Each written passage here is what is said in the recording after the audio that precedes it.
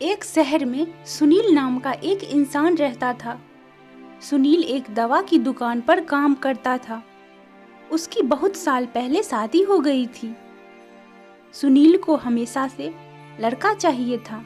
लड़का यह वंश का कुल दीपक होता है, पिता का नाम रोशन करता है और बुढ़ापे का सहारा होता है। पर लड़की शादी करके चली जाती है। ऐसी सोच रखने वाला वह पड़ोसियों को भी यह बात बताता था।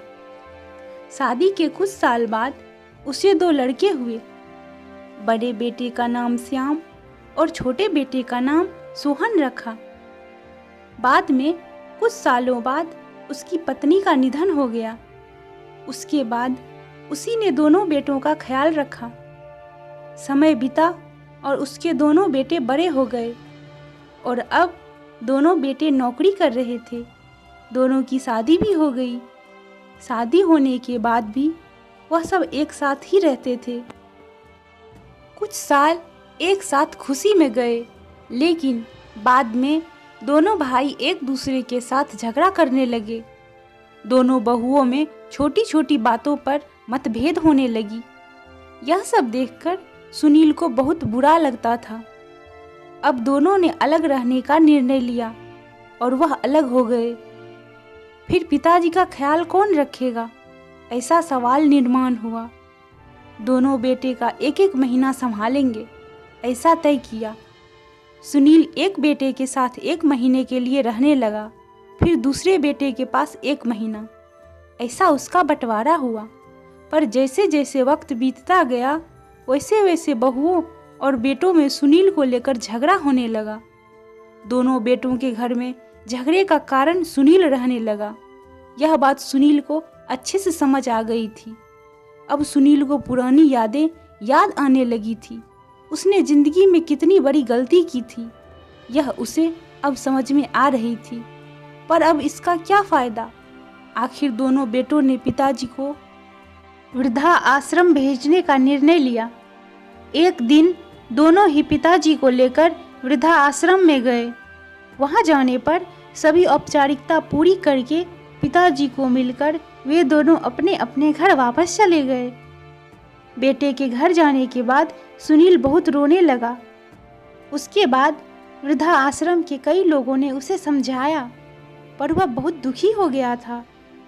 सुनील को वृद्ध आश्रम में आकर 8-10 दिन हो गए थे। वह किसी से भी बातचीत नहीं करता था और एक पेड़ के नीचे बैठकर विचार में मग्न रहता था। वहाँ के लोग उसे पूछते थे, पर उसने किसी को भी कुछ नहीं बताया। कुछ दिनों में वह एक व्यक्ति से थोड़ा बहुत बोलने लगा। बाद में दोनों की अच्छी दोस्ती हो गई। एक दिन वह दोनों बैठे थे, तब वह व्यक्ति सुनील को अपनी कहानी बताने लगा। वह बोला कि मुझे एक ही बेटा है। वह मेरे साथ छोटी छोटी बातों पर झगड़ा करता था। इस बात को मैं बहुत उब गया था। उस वजह से मैंने वृद्ध आश्रम में रहने का निर्णय लिया। मुझे कभी कभी लगता था कि मुझे बेटे के साथ एक बेटी भी होती तो कितना अच्छा होता। कदाचित आज वह मेरे बुढ़ापे की लाठी बन सकती। उसका बोलना सुनकर सुनील और ज़्यादा दुखी हो गया और वह बहुत गहरे विचारों में खो गया। सुनील को दुखी अवस्था में देखकर उसके दोस्त ने पूछा, आप क्या सोच रहे हो? आपके सामने देखो, उस दिखने वाले 2 व्यक्तियों में से एक हमारे वृद्ध आश्रम का मालिक है।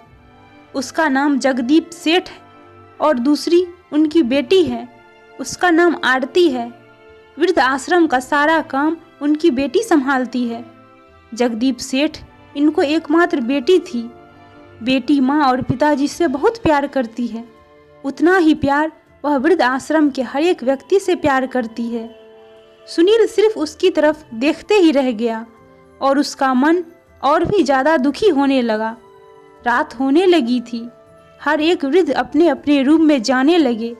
सुनील भी उसके रूम में जाता है। रात को खाना जल्दी खाकर सब लोग सो जाते हैं। सुनील को उसका भूतकाल याद आता है। सुनील की शादी होने के बाद उसे पहली बेटी हुई थी। उस वक्त उसे बहुत गुस्सा आया था। पत्नी के मना करने के बाद भी गुस्से में उसने बेटी को उठाया और दूर जाकर उसे वहां छोड़ आया। पर अब पश्चाताप करने के सिवाय रास्ता भी नहीं था। सुनील को रात भर नींद नहीं आई। दूसरे दिन वृद्ध आश्रम में एक छोटा सा प्रोग्राम था। हर एक जन जल्दी उठता है और अपने काम में लग जाता है। दोपहर को सभी लोग हॉल में एकत्रित हुए। जगदीप सेठ और आरती भी आए वहां पर। प्रोग्राम चालू था। तब जगदीप सेठ का ध्यान 2-3 बार सुनील की तरफ गया। सुनील उनको बहुत उदास बैठा हुआ दिखा। उनको लगता है कि शायद उसकी तबीयत अच्छी नहीं होगी। प्रोग्राम खत्म होने के बाद वह सुनील से बात करने के लिए उसके पास जाते हैं। वह सुनील को दुखी होने का कारण पूछते हैं। तभी सुनील बहुत रोने लगता है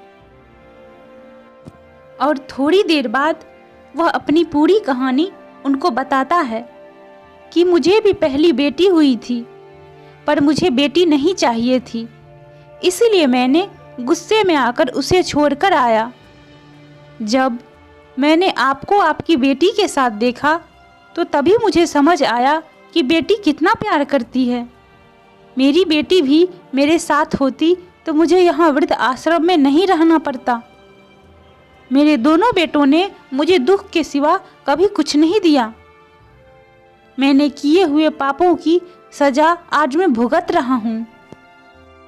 सुनील की बातें सुनकर जगदीप सेठ को मन में बहुत दुख हो रहा था। दुखी होकर वो सुनील को बोलते हैं कि यह मेरी बेटी नहीं है, मुझे यह नदी किनारे मिली थी। मैं उसे घर ले आया और बहुत प्यार से बड़ा किया। मैं और मेरी पत्नी उससे बहुत प्यार करते हैं और वह हम दोनों से भी उतना ही प्यार करती है। पूरी कहानी सुनने के बाद सुनील बोलता है कि मैंने भी मेरी बेटी को नदी के किनारे मंदिर के पास छोड़ा था। यह सुनकर जगदीप सेठ को थोड़ा गुस्सा आया और वह वहां से निकलने ही वाले थे। तभी उसी वक्त वो सुनील को पूछते हैं, आपकी बेटी का बर्थ मार्क वगैरह बता सकते हो क्या? सुनील ने तुरंत जवाब दिया, हाँ बता सकता हूँ। उसके बाएं हाथ और पैर पर एक एक उंगली ज़्यादा थी। यह जवाब सुनकर जगदीप सेठ को विश्वास होता है कि आरती उसी की बेटी है। यह सब सुनकर जगदीप सेठ वहाँ से चला जाता है। उसके चले जाने पर आरती वहाँ पहुँचती है और वह सुनील को बोलती है, मैंने आप दोनों की पूरी बातें सुन ली है। आपने मेरे बारे में जो भी कहा वह सुनकर मेरा मन बहुत दुखा है। एक पिता खुद की बेटी के बारे में ऐसा निर्णय ले सकते हैं? यह सुनकर मुझे बहुत बुरा लगा। आपने जो भी किया वह बहुत गलत था। आपने मुझे बेटी बोलने का अधिकार खो दिया है। मैं आपकी बेटी होकर भी आप मुझे रास्ते पर छोड़कर चले गए थे और मैं उनकी बेटी ना होते हुए भी उन्होंने मुझ पर जान निछावर कर दिया। इसीलिए वही सच्चे पिता हैं। आप इस वृद्ध आश्रम में रह सकते हैं, पर आज आपने उनके सामने जो बोला है वह फिर कभी भी उनके सामने मत बोलिएगा, क्योंकि आज तक मैंने उनको इतना दुखी कभी नहीं देखा। इतना बोलकर आरती वहाँ से चली गई। सुनील सिर्फ आंखों में आंसू लाकर उसकी तरफ देखता रह गया और अपने नसीब को दोष देता रहा। दूसरे दिन सुबह किसी को ना बताते हुए सुनील वृद्ध आश्रम छोड़कर चला गया।